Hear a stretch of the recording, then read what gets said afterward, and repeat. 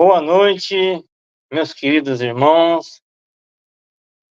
Estamos aqui mais uma quinta-feira, né, nesse videocast, para que possamos conversar um pouco sobre a doutrina espírita, sempre mediante os ensinamentos de Jesus, né? E nós teremos aqui hoje um convidado muito ilustre, Marcos de Mário, né? Muito conhecedor da doutrina espírita. Estará falando com a gente aí sobre o tema Educando o Sentimento, né? E antes que a gente possa chamá-lo para a nossa conversa aqui, vamos fazer uma prece de abertura, né? Para que possamos, assim, sintonizar com a espiritualidade amiga e estarmos, né, bem para absorvermos os conhecimentos do Marcos. Então, nesse momento, a gente leva o nosso pensamento à imagem do nosso Mestre Jesus, para que assim possamos nos conectar com Deus, com a espiritualidade amiga, que sempre nos ajuda, nos orienta em nossas atividades, que nos protege em nossa caminhada.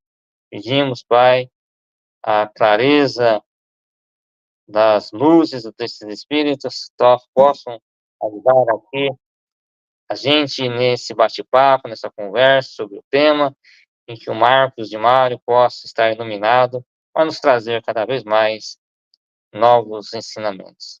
Com a sua permissão, a gente abre as atividades de hoje. Que assim seja. Então vamos aqui convidar o Marcos. Boa noite, Marcos. Seja bem-vindo. Boa noite, Marcos. É um prazer estar aqui com vocês, né, nesse bate-papo. Que Jesus nos abençoe, estejamos em paz até o final. Ok, a gente agradece. Então, Marcos, o que você me diz a forma aí, né, para que a gente possa entender aí o educando o sentimento? Bem, há uma colocação do Pedro de Camargo, o Vinícius, tão famoso no movimento espírita, que nos deixou obras geniais, como Na Seara do Mestre, Nas Pegadas do Mestre, Em Torno do Mestre, O Mestre na Educação. O nosso Vinícius, que desencarnou em 1966, ele deixou um texto que está publicado no livro O Mestre na Educação, em que ele diz que estamos com muitos problemas no mundo. E olha que ele já falava isso lá nas décadas de 1930, 1940. Né? Temos muitos problemas. E o que nós temos percebido é que os estadistas, as autoridades públicas, de uma forma geral, não têm conseguido resolver os nossos problemas, por exemplo, da injustiça social, da corrupção, da miséria, da violência e assim por diante.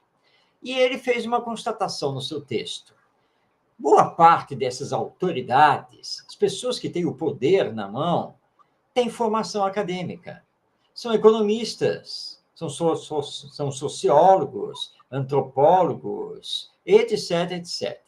Ou seja, não falta conhecimento, mas falta uma coisa essencial à maioria: sentimento. Quando nós falamos sentimento, nós estamos falando aqui de sentir, né? Sentir a si mesmo e sentir o outro. E aí nós vamos nos ligar à empatia, que é tão falada na atualidade. Ou seja, né?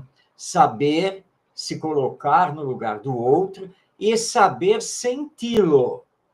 Então, aí nós entramos na área sentimento, que significa a disposição afetiva que eu tenho para com o meu próximo, seja ele quem for. Então, nós entendemos, à luz do Espiritismo, que está faltando sentimento, que nós precisamos educar esse nosso sentimento, porque, na verdade, ele já está conosco. Quando Deus, nosso Pai, Criador do Universo, quando Ele nos criou, Ele já nos criou com todo o potencial para desenvolvermos. Todo o potencial intelectual, todo o potencial moral, emocional. E que nós estamos sim desenvolvendo pouco a pouco através das encarnações. Mas precisamos acelerar isso. E para isso nós precisamos da educação. Mas como lembra Kardec, Não é a educação intelectual, não é a educação profissional, não é a educação que acumula conhecimentos. Não. Educação moral, aquela que forma o caráter, que corrige as más tendências que ainda estamos trazendo das existências passadas, aquela que faz com que peguemos a nossa inteligência para promover o bem, e o bem coletivo, o bem para todos. E, naturalmente, a educação moral vai trabalhar o sentimento, essa disposição de estar com o outro com base na caridade, na bondade, na fraternidade, na solidariedade e, claro, no estabelecimento da paz. Então, tudo se interliga quando nós falamos em educar o sentimento. E, prioritariamente, né, sabermos sentir o outro, sabermos nos colocar no lugar do outro. E aí nós lembramos que um dos pilares essenciais da educação é um ensino de Jesus, nosso mestre. Precisamos aprender a fazer aos outros somente o que desejamos que eles nos façam. E eu tenho um amigo, eu digo tenho, porque ele já desencarnou, mas nós sabemos que a vida continua. Então, eu tenho um amigo que, certa vez, estávamos juntos numa atividade, ele olhou para mim e disse assim: sabe, Marcos, sabe o que é que está faltando? Está faltando Jesus no nosso coração. É isso que está faltando. Ou seja, em outras palavras, ele estava colocando que está faltando sentimento. Daí o tema de hoje, para nós aqui conversarmos como trabalhar o desenvolvimento do sentimento, quais são as ferramentas que a educação nos entrega, as consequências, né, de trabalharmos o desenvolvimento do sentimento, que já posso adiantar que são consequências muito benéficas, porque Kardec é muito claro lá em O Livro dos Espíritos. Somente com a educação moral é que nós poderemos destruir, não é nem combater, ele fala bem claro, destruir o egoísmo, que é a base de todos os nossos vícios e, portanto, de todos os males que estamos vivendo na humanidade. Por isso, então, precisamos nos dedicar a educar o sentimento. Maravilha.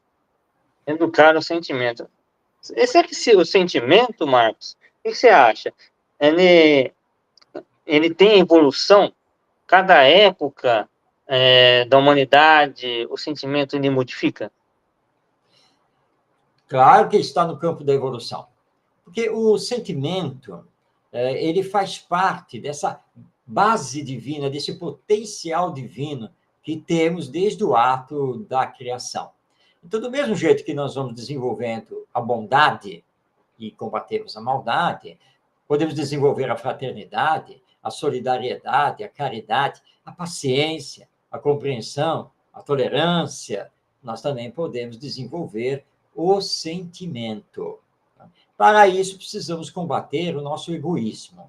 Nosso, porque nós estamos muito acostumados a olhar os defeitos dos outros, né, e dizer assim: quando você vai se melhorar, quando você vai se modificar, quando você vai entender. Mas não falamos essas coisas para nós mesmos. E precisamos falar. Então, dizer assim: quando eu vou conseguir amar mais o meu próximo?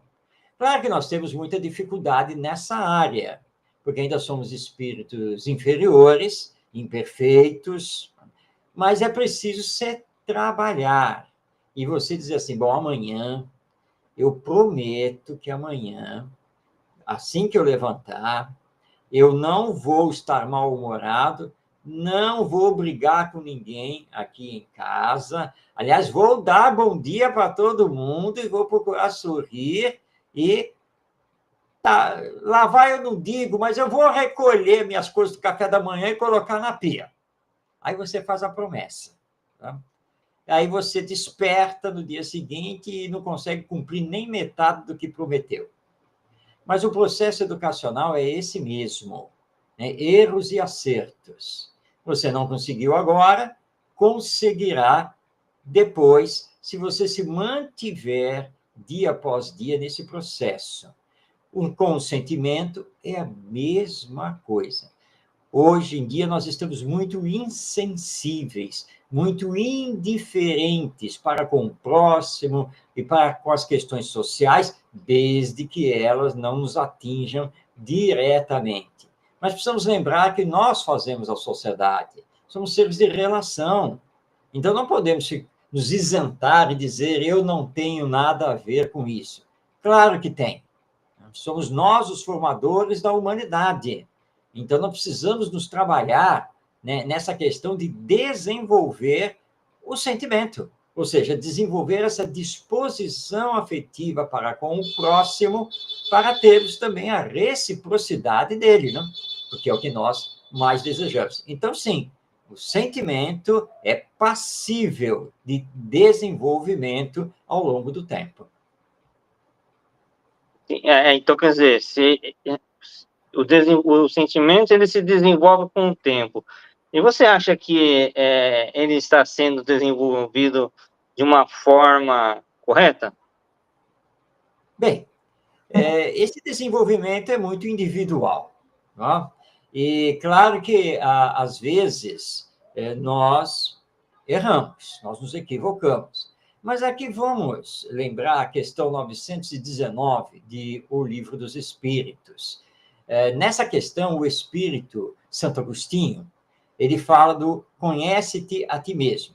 E ele dá para nós um caminho para fazer esse autoconhecimento, que é importante para essa área de nos trabalharmos o sentimento.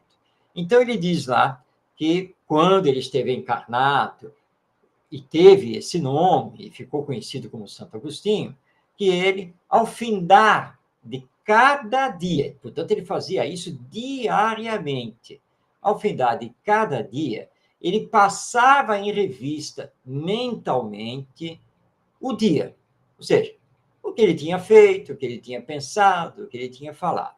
Mas aí Kardec lembra a ele, mas o problema é que nós podemos nos equivocar nessa autoanálise, porque nós temos uma tendência a nos desculpar.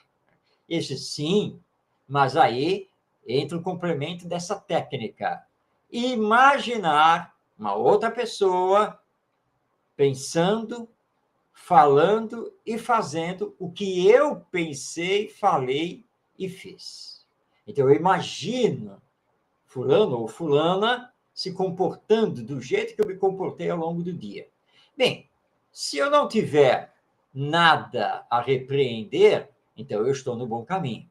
Mas se eu não gostar disso e daquilo, isso mostra os pontos onde eu preciso me melhorar. E, obviamente, que nós vamos fazer esse exercício focando essa área do sentimento, essa área do nosso desenvolvimento moral. Esse exercício de Santo Agostinho não deixa dúvidas, nós não vamos nos equivocar, nós não vamos fazer esse desenvolvimento de uma forma errônea. A questão é que, normalmente, nós não fazemos esse exercício. A técnica já está conosco, desde 1857. É uma questão de aplicarmos para desenvolvermos melhor. E lembrando aqui, Marcos, para deixar bem claro, no livro Nos Bastidores da Obsessão, do espírito Manuel Filomeno de Miranda, pela psicografia do Divaldo Franco, o personagem ali principal, o obsessor, conversando com o instrutor espiritual, que já estava intervindo no caso, o instrutor espiritual citou Jesus. E ele esbravejou, né, dizendo que Jesus era o inimigo dele. Né? Por quê? Porque lá na Idade Média, ele, inocente, havia sido torturado pela Inquisição e havia desencarnado por causa disso. Então, ele odiava Jesus e dizia que Jesus não gostava dele, que Jesus era o inimigo dele. E aí o instrutor espiritual diz a ele, não, meu amigo, você está equivocado. Você está confundindo os falsos representantes do cristianismo daquela época, que de fato lhe fizeram o mal, com Jesus. Jesus é todo amor. Jesus não é seu inimigo, Jesus é seu amigo. Tá? O problema não é o cristianismo, mas os falsos representantes do evangelho. Então, você se equivocou e, nesse equívoco, você acabou entrando para o campo da vingança. Mas calma, que agora você está iniciando um processo de regeneração, de reparação, para entender efetivamente o Evangelho. Então, nós até podemos, sim, em determinada época, nos equivocar, mas a lei divina, por esta e aquelas circunstâncias, vai fazer com que tenhamos uma tomada de consciência para corrigir o caminho no desenvolvimento do sentimento. Como você disse, né, o desenvolvimento do sentimento ele é individual, cada um desenvolve o sentimento à medida da sua compreensão sobre ele, né? Mas a gente chega nesse mundo material de uma forma muito peculiar, né? A gente sempre depende do próximo, até para que a gente possa existir na nossa chegada, né? Porque se fosse abandonados na maternidade, ó, agora com você aí, a gente não daria um dia de vida, né?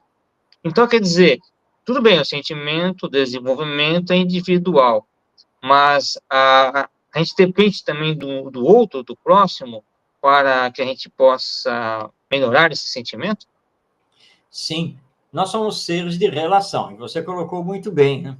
Seres de relação e dependentes uns dos outros, porque nós não conseguimos viver sozinhos, ainda mais no período da infância, logo após o nosso renascimento, né? Já que nós temos aí a reencarnação. Então, dependemos, sim, daqueles que são responsáveis pela nossa educação, pela nossa orientação e pelos cuidados de saúde, etc., que nós vamos precisar nesses primeiros momentos da infância. Então, sim, com certeza, porque nós já trazemos uma bagagem que vem vindo, né, já de outras encarnações, e muitas vezes nós precisamos ser tocados no coração, nessa área do sentimento, e nem sempre isso acontece. Quando temos pais, por exemplo, mundanos, indiferentes, individualistas, materialistas, ou mesmo aqueles que são radicais, ou fanáticos por alguma ideia, que seja, inclusive, né, um fanatismo religioso, claro que isso vai nos atrapalhar. Não resta nenhuma dúvida quanto a isso. Por isso, nós temos trabalhado muito, tanto em termos de família, quanto em termos de escola, da necessidade de trabalharmos a educação do sentimento, a começar por nós mesmos, que agora somos os responsáveis pela nova geração, enquanto pais, enquanto avós, enquanto tios, enquanto professores, evangelizadores no centro espírita, nós precisamos nos trabalhar. Aliás, falar na evangelização, uma vez assisti uma cena de arrepiar, né? Porque as crianças estavam chegando e duas evangelizadoras estavam conversando e uma disse assim para a outra, né? Ai, gente, eu passei a semana rezando para Deus, né, para o João não aparecer, para ele não vir aqui na evangelização, porque, olha, eu vou lhe dizer, eu não aguento mais. O menino desobediente, sem limite, violento. Mas quando ela estava falando isso, o João chegou. E ela olhou e viu, e exclamou abertamente para quem pudesse ver: Ah, não, essa não, o João veio. Eu estou perdida hoje. Olha só, era uma evangelizadora, ou seja, que vai trabalhar o evangelho, a ligação daquelas crianças com as lições morais de Jesus. Mas ela estava mostrando que não tinha empatia, que o sentimento dela não conseguia superar aquela antipatia com aquela criança. Então, nós precisamos nos trabalhar, e os pais, os responsáveis, preciso detectar isso nas crianças logo cedo. Por isso que Kardec é claro, a educação moral corrige as más tendências do espírito. Então, nós não podemos esquecer disso. Então, nós somos, sim, responsáveis por vermos boa parte aí das pessoas egoístas, individualistas, insensíveis, indiferentes, porque não fizemos com essas pessoas, que hoje são adultas, não fizemos com elas o processo educacional que deveríamos ter feito, processo mais afetivo, mais emocional, o processo de dar os limites, o processo de levar esse ser ao campo da caridade, dele entender a importância do amor ao próximo. Então, educar os sentimentos é um processo individual, mas, ao mesmo tempo, recebe todo o reflexo, todas as consequências daquilo que também fazem conosco. E, normalmente, nós nos deixamos levar, né, por essa influência externa. Daí, então, a importância de educar os sentimentos ali, já na infância. Apesar da gente ter essa orientação externa, que o primeiro vem dos nossos familiares, né? E depois as casas religiosas também auxiliam nessa tarefa,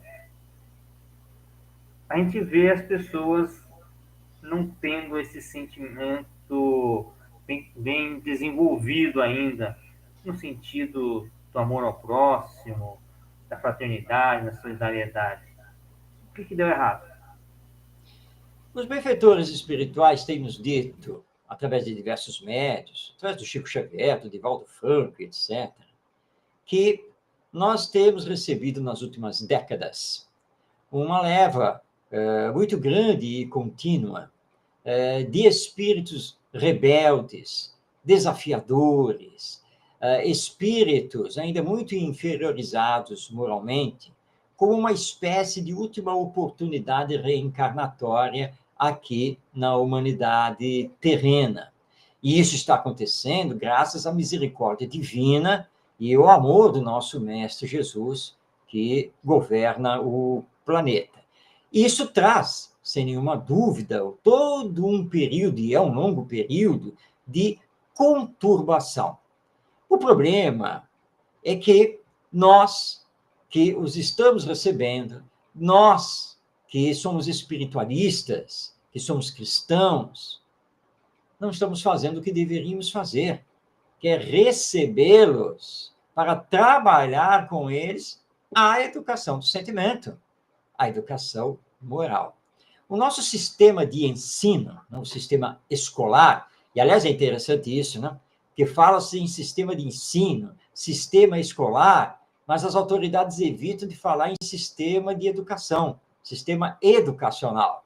Mas as escolas, elas existem para educar. Educar em conjunto com a família, porque escola e família precisam se dar as mãos, família e escola precisam se dar as mãos.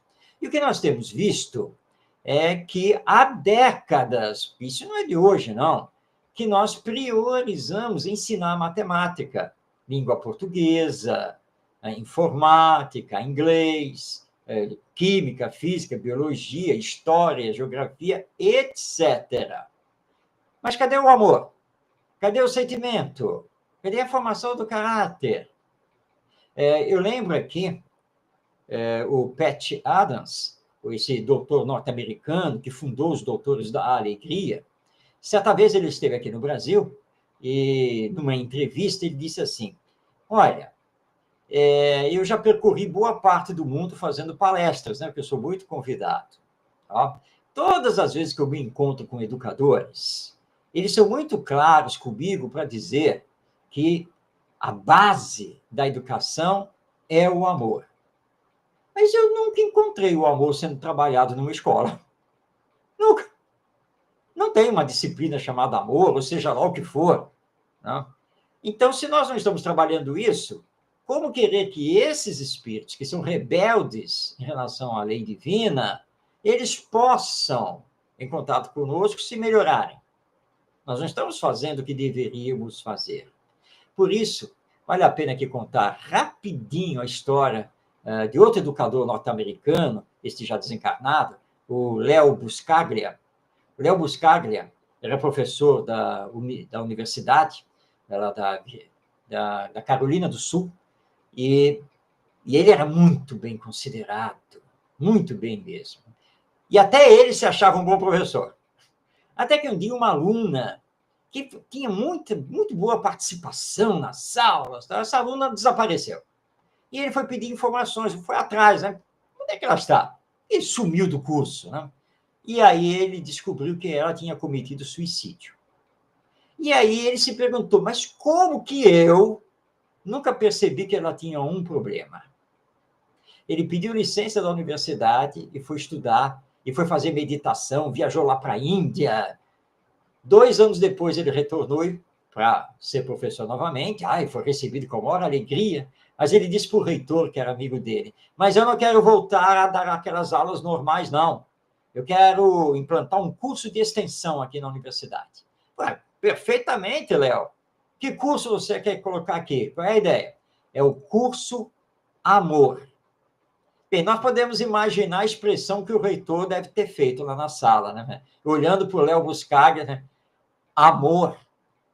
Você quer fazer um curso sobre o amor aqui na universidade? É isso? Exatamente, é isso. Ô, Léo, você está bem? Você vai ensinar o quê desse curso? Eu falei, nada. Calma lá. Como assim que você não vai ensinar nada? Não, porque é um curso para nós descobrirmos o que é o amor. O que é esse sentimento? Essa é a minha proposta. Bem, depois de muito batalhar, ele convenceu lá o conselho e o curso foi implantado. No primeiro ano, 200 alunos se inscreveram. No segundo ano, tinham 800. No terceiro ano, passava de 1.000 com fila de espera. E aí, ele foi filmado, foi para a televisão, o pessoal adorou aquilo, e o Léo Buscaglia ficou famoso, lançou vários livros, e ele falou, olha, o que nós descobrimos no curso é que nós precisamos descobrir o sentimento. Porque amor é o sentimento por excelência. Aí já não são mais palavras do Buscaglia, são palavras do Espírito Lázaro, lá no capítulo 11 do Evangelho segundo o Espiritismo. O amor é o sentimento por excelência e resume toda a doutrina de Jesus. Olha que beleza, né? Que coisa maravilhosa para nós pensarmos, meditarmos e nos aprofundarmos. Então, nós temos que fazer essa nossa parte. Reformar a educação, tanto familiar quanto escolar, e decididamente optarmos pela educação moral. Claro que a lei divina, através da reencarnação e desencarnação, vai levando esses espíritos mais rebeldes que vão ficando incompatíveis com o progresso que já realizamos aqui na humanidade. Mas esse é um processo que pode ser lento se não fizermos a nossa parte. Então, eis aí o problema de não termos priorizado ainda a verdadeira educação. A gente até compreende, né, Marcos, essa falta de sentimento. Quando eu falo aqui sentimento, é naquele sentido da fraternidade, da solidariedade, né, do respeito ao próximo, que a gente, vamos dizer assim, tem que obter isso na família, né? Isso tem que ser aprimorado nas educações morais das casas espíritas ou nas casas religiosas, né? Para que quando chegar ali na instituição de ensino, haja o respeito, né? A gente, eu pelo menos vejo muito a terceirização desse desenvolvimento do sentimento, como que a escola tem que ensinar as disciplinas necessárias para o nosso desenvolvimento intelectual e também moral, né? Eu creio que é uma terceirização equivocada. A escola pode contribuir para o desenvolvimento desse sentimento da mesma forma que as evangelizações, os catecismos, né, ou os outros termos que possam dar para essa parte moral religiosa, possam auxiliar o desenvolvimento do sentimento. Mas é na família que é construído esse sentimento. Ou eu estou totalmente equivocado, Marcos? Não, é isso mesmo. A educadora e escritora Tânia Zaguri, que é aqui do Rio de Janeiro, ela fez uma pesquisa em que ela entrevistou 10 mil pais, né, pai e mãe, e entrevistou 10 mil professores, né, professoras e professores. Nessa pesquisa, ela fez uma pergunta comum aos dois grupos. Então, ela perguntou aos pais, tá? Onde vocês acham que está o problema para melhor educar os seus filhos? 99% dos pais disseram que o problema está na escola, porque a escola de hoje não educa. A escola de hoje só quer saber de ensinar matemática, etc. Então, a família perdeu o apoio da escola. Essa mesma pergunta ela fez para os professores. 99% dos professores dizem que os problemas que eles estão enfrentando é por causa da família de hoje. Que a família de hoje não educa esses filhos, não dá limites, etc, etc. E entram na escola como um bando de qualquer coisa, só não são gente. Aí a Tânia Zaguri apresentou o resultado dessa pesquisa na concha acústica da UERJ, a Universidade do Estado do Rio de Janeiro, reunindo 3 mil professores. Aí apresentou. E aí ela fez assim, eu quero que todos vocês aqui levante a mão quem é professor ou professor. Levanta a mão. Aí foi aquele mar, né? 3 mil pessoas levantando a mão. Tá. Agora, por favor, levanta a mão quem for pai e quem for mãe. E aí outro mar, assim, quase os 3 mil ali levantando também a mão. Aí ela falou, vocês perceberam o que está acontecendo? Enquanto pais, vocês dizem que a escola é um horror e não está ajudando a família. Mas, enquanto professores, vocês dizem que a família é a culpada por tudo que está acontecendo. Vocês estão culpando a vocês mesmos, porque vocês são pais e professores. Portanto, temos que parar com esse jogo de empurra. A família dizendo que a escola é que tem que educar e a escola dizendo que a família é que tem que educar.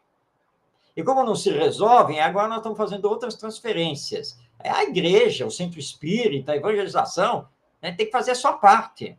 Não, nós temos que fazer a nossa parte. A família é a escola por excelência, nós não temos nenhuma dúvida quanto a isso, e principalmente dentro do aspecto da educação moral, da educação do sentimento. Mas a escola não pode se isentar desse processo.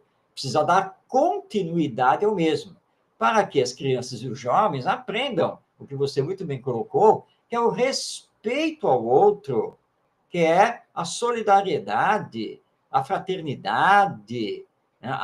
As ações de paz, a resolução de conflitos. Em síntese, o amor ao próximo. Então, isso tem que ser trabalhado na família, com toda certeza, mas tem que ser trabalhado também na escola. E em relação mais especificamente à família, vamos relembrar aqui a questão 582 do Livro dos Espíritos, quando Kardec pergunta se a paternidade, e aqui incluindo a maternidade, que está se referindo aos pais, se a paternidade é uma missão. E os Espíritos respondem, uma missão muito maior do que se imagina. E se os pais falharem na orientação dos seus filhos, respondem perante a lei divina. Agora, nós temos um círculo vicioso que precisamos quebrar. Você, Marcos Fernandes, eu, Marcos Demário, provavelmente quem está aí nos assistindo, quando éramos crianças, depois adolescentes, jovens, nós aprendemos a ser pais. Alguém nos ensinou? Não, não. Claro, temos as exceções, principalmente no caso da família. Mas se dependermos da escola, nós só vamos aprender com a vida mesmo. Erro e acerto. Então, nós temos que quebrar isso.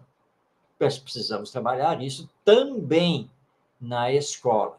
E hoje nós chegamos a um problema tão grave que nós estamos precisando chamar os pais. Vem, pais e avós e tios, vem aqui para a escola, vem aqui para o centro espírita, vem que nós precisamos conversar sobre autoeducação, educação dos filhos, evangelho. Por isso que nós espíritas já entendemos que a evangelização infanto-juvenil tem que ser agora entendida como evangelização da família. Nós precisamos abraçar os adultos, porque eles não receberam lá atrás a educação que deveriam ter recebido, não receberam a preparação que deveriam ter recebido. Mas sempre é tempo. E toda e qualquer solução sempre vai passar pela educação. É o caminho. Então, né, o Marcos, você comentou aí da participação da evangelização, e, no meu entender, contribui e ajuda nessa parte da educação moral, né, que as famílias têm o dever de passar para os filhos. E caso o espírito encarnado não dê certo na existência, não pode, às vezes, dizer que foi falha dos pais, porque, como a gente disse lá no começo, o desenvolvimento do sentimento é individual. Eu posso ter passado toda a orientação de Jesus, do amor ao próximo, mas aquele ser, ao chegar à fase adulta, ele anda com as próprias pernas e toma as devidas decisões que ele tem que tomar. Se não for a certa, eu fiz o que pude fazer, né? Agora, na minha época de jovem, né? Não foi muito tempo não, viu, gente? A gente tinha, Marcos, aqui na cidade de Birigui, evangelização no domingo de manhã, 9 horas da manhã. Rapaz, olha, tinha umas 30, 40 crianças, né? Depois tinha lá com umas 10 horas a mocidade, era mais uns 30 jovens. Entrou a pandemia, tudo teve que ficar afastado, deu uma diminuída nessa pandemia. Hoje, os pais não levam mais as crianças para a evangelização. Tá vamos dizer assim, uma certa luta, né, para que os pais tragam as crianças para a evangelização. O que será que houve? Será que o sentimento precisa ser mais desenvolvido após a pandemia? Bem, são vários fatores para explicar esse fenômeno, desse afastamento, né, que ocorreu. Primeiro, sim, a pandemia mexeu muito conosco, é natural isso, tá? E mostrou que muitos que frequentavam os centros espíritas, usando aqui a classificação de Kardec, não eram verdadeiros espíritas, porque morreram de medo de morrer, né, e se trancaram em casa. Né? Quando nós espíritas sabemos que a morte não existe, que a vida continua, e só vai acontecer conosco aquilo que tiver que acontecer. Dentro disso, nós vimos, pelo Brasil, dirigentes de centros espíritas que fecharam os centros espíritas, e mesmo com a reabertura paulatina de tudo, e até que amplamente começou tudo a se abrir, vacinação, né, e a pandemia da Covid começou a entrar sob controle, nós vimos muitos dirigentes espíritas que mantiveram suas instituições fechadas praticamente por 2 anos. Ora, é claro que as pessoas iriam se afastar, sem dúvida alguma, porque os vínculos foram perdidos. E aí descobrimos a internet. Ótimo! A internet é uma ferramenta maravilhosa. E aí houve uma tendência de querer ficar só online.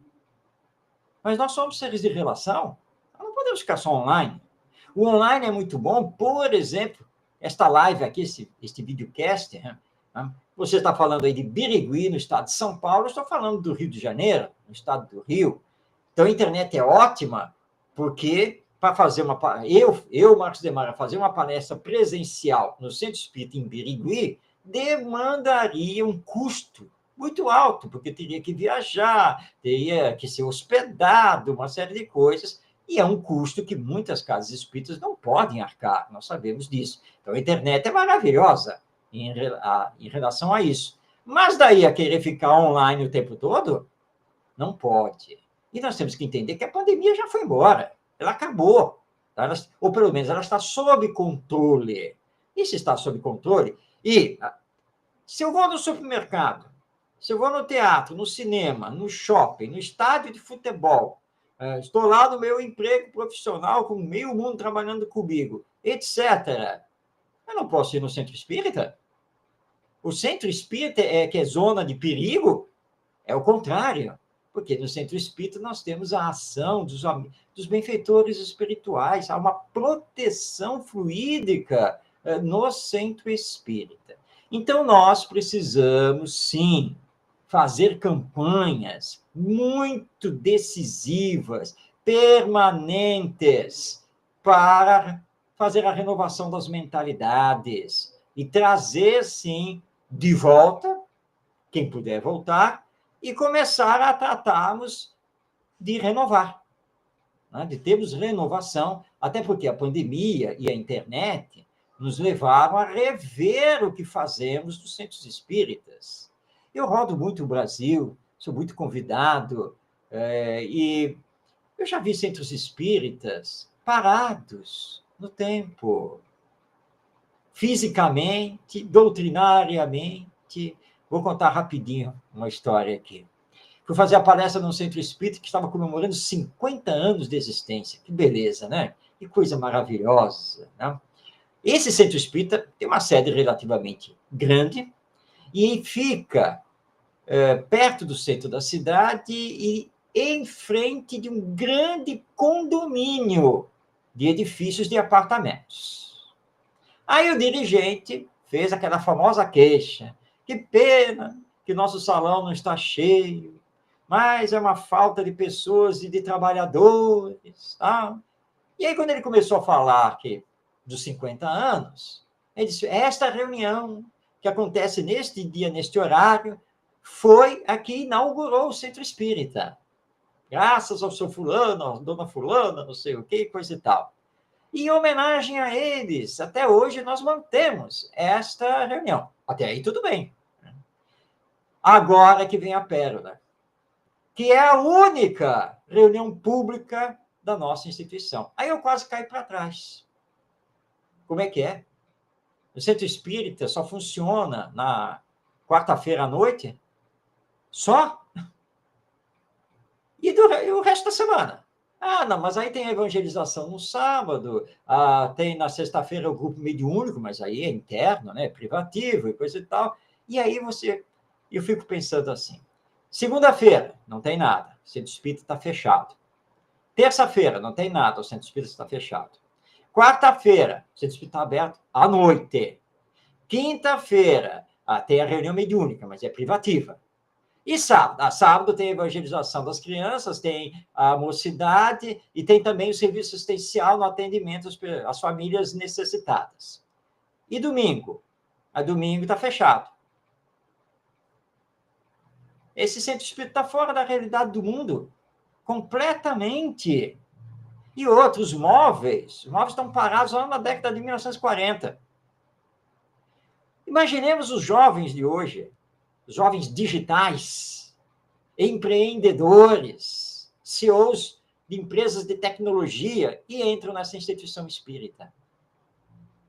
O que ele vai pensar? Ele não volta mais. Gente, aquilo lá está parado no tempo. Aí eu fui dar lá uma ideia, não, porque tem que ver, porque sabe como é que é. Você ainda é muito jovem, não tem experiência. Ele fundou uma empresa de tecnologia, é presidente da empresa. E nós estamos criando barreiras e parados no tempo. A evangelização, por exemplo, que você tocou, a evangelização requer um processo de educação dinâmico, criativo. Não podemos mais ter currículo fechado, evangelizador que só fica dando aula, ou aulinha, como ainda se fala. Nós precisamos trabalhar por ciclos, precisamos trabalhar por eixos temáticos, né? Rodas de conversa, dinamizar todo esse processo.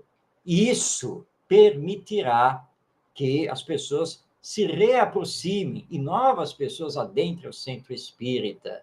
E muito cuidado, eu dei uma certa vez uma sugestão, mas por que vocês não têm uma reunião pública na parte da tarde? Ah, mas é que eu não posso estar aqui à tarde. Mas quem disse que você, só porque você é o presidente, você tem que estar aqui? Você não confia na equipe? Tem que preparar a equipe e permitir que funcione. Né? Tem muita gente que não pode vir à noite, eu não gosto de vir à noite, mas viria muito bem na reunião aqui à tarde. Tá? Então, nós temos aí o dirigente centralizador, e aí não permite que o centro espírita se expanda e consiga atender as demandas, as necessidades das pessoas e da própria sociedade. Então, são vários fatores que nós temos que trabalhar, além do que, obviamente, ligando aqui com o nosso tema, sentimento, né? O acolhimento às pessoas, o acolhimento fraterno é essencial. E nem sempre nós vemos isso acontecer, porque nos deixamos sufocar pela burocracia. Organização tem que existir, mas calma, tá? Calma, porque a fraternidade e a solidariedade tem que estar à frente. Então, são esses vários fatores que nós temos que trabalhar para que possamos recuperar, né, essa frequência aos centros espíritas e, no caso da evangelização, preparando essa nova geração para esse futuro que temos aí pela frente.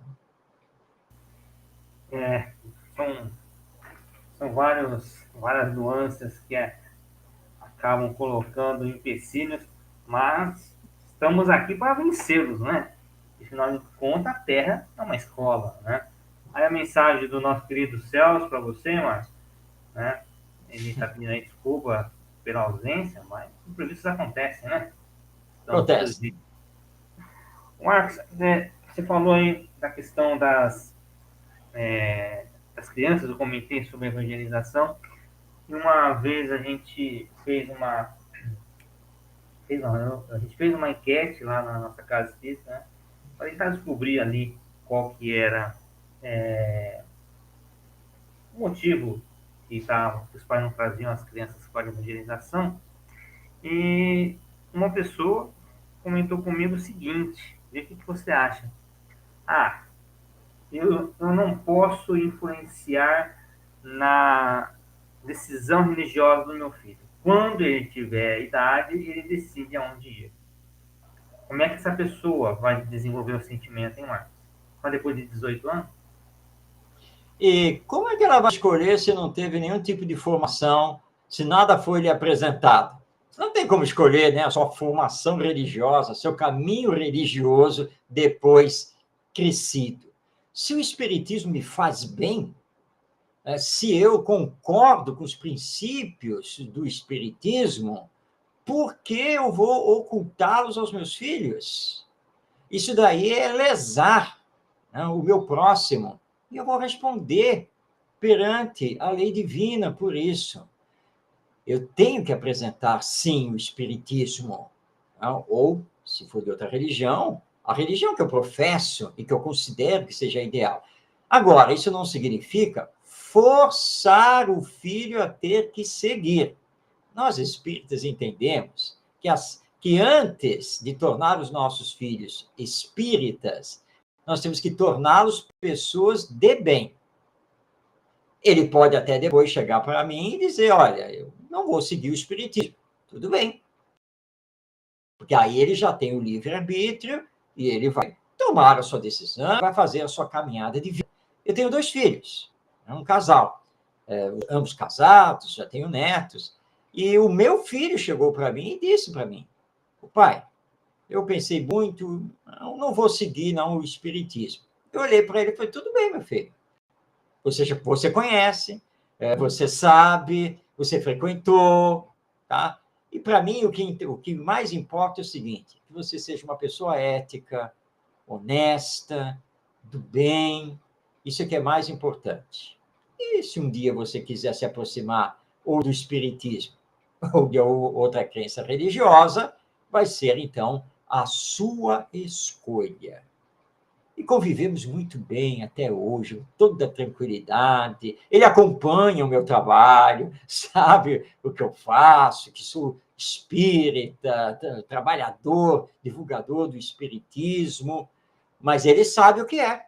Ele recebeu tudo que eu pude dar a ele. Depois, então, crescido, tomou a sua decisão. Então, é um equívoco dizer, não, eu não vou levar meus filhos para a evangelização, para não exercer uma influência que, de repente, não é o que eles querem, e deixar que, quando eles cresçam, eles escolham. Vão escolher com base em quê? E evangelizar é ligar ou religar essa alma ao Evangelho. E o Evangelho é a nossa orientação, né? É a nossa luz aqui no mundo. Então, que os pais reflitam sobre isso e entendam que tem essa responsabilidade de apresentar, sim, a religião, o sentimento, o espiritismo aos seus filhos, porque enquanto eles estão na infância e na adolescência, estão sob a guarda e responsabilidade dos pais. Se depois, né, a partir dos 18 anos, aí, tomarem outras decisões de vida, bem, aí é com eles e com Deus. Mas os pais ficarão de consciência tranquila, porque sabem, então, que fizeram a sua parte. Tanto é que no doutrina espírita tem aquela máxima, né?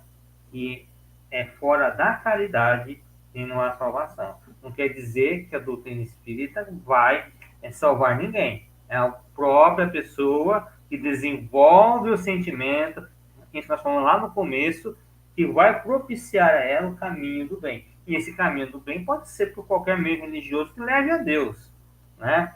Eu sempre digo, né, quando eu estava ali na frente da evangelização, que nós precisamos mostrar Jesus para as crianças. Desde o comecinho ali, que já vi crianças, Marcos, chegar na evangelização e perguntar, conta a história de Jesus para mim. Mas que história?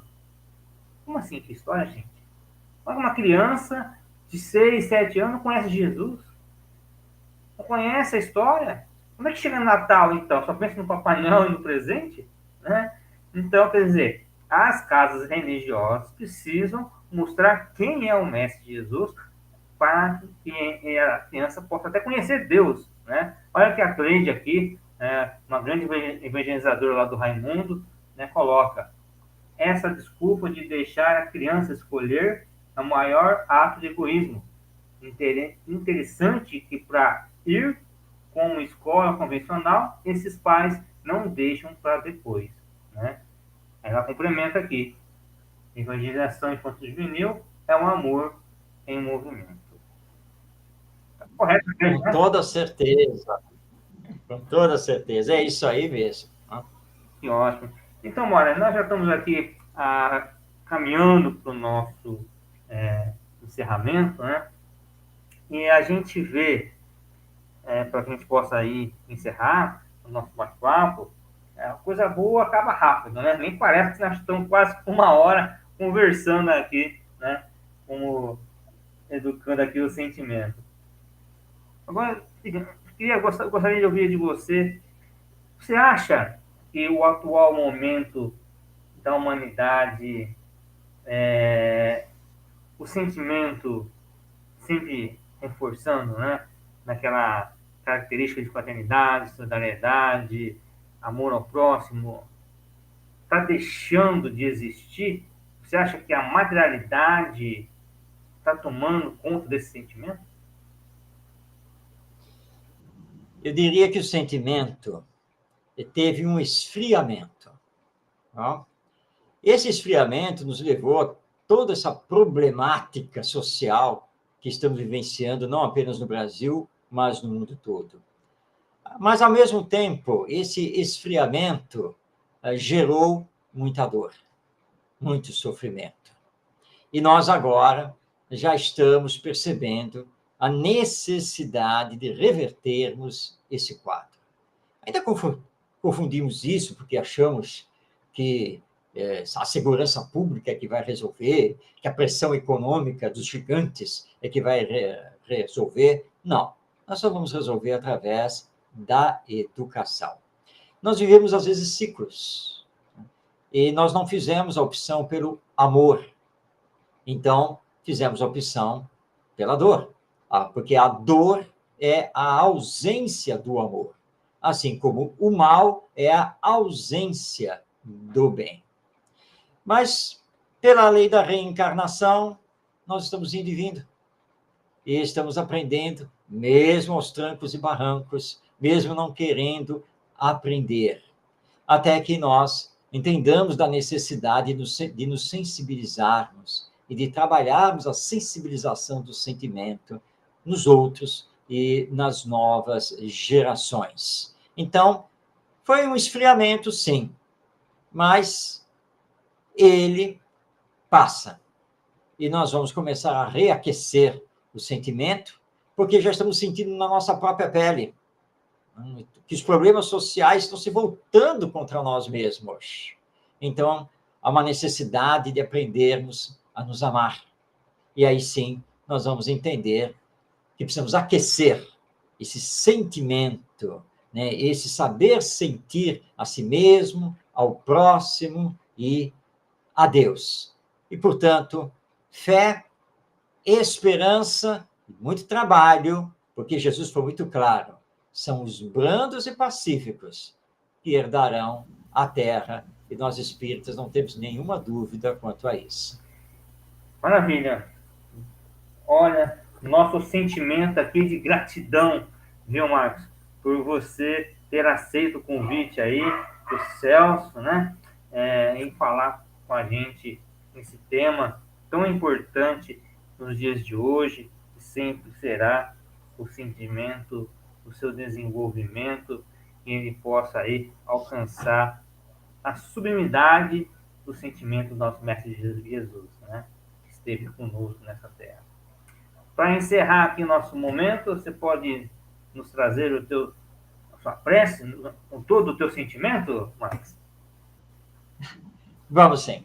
Vamos então orar, vamos sintonizar o nosso pensamento, as nossas vibrações, com o nosso querido Mestre Jesus, agradecendo por esta bendita oportunidade de estarmos aqui reunidos, corações unidos, vibrando pelo amor, pela paz, pelo bem, porque sabemos que não somos deserdados, que não estamos sozinhos neste mundo, mas também sabemos que precisamos agir, que precisamos fazer a nossa parte na construção de um mundo melhor.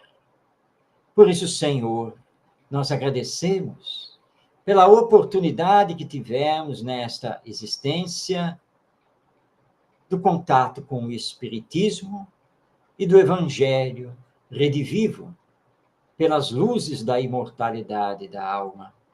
Dá-nos, Senhor, a coragem da fé e que possamos, com essa coragem, enfrentarmos para superar as nossas mazelas que ainda trazemos do passado e no hoje, nos reconstruirmos para podermos alcançar a felicidade do merecimento do trabalhador que venceu a si mesmo e venceu o mundo.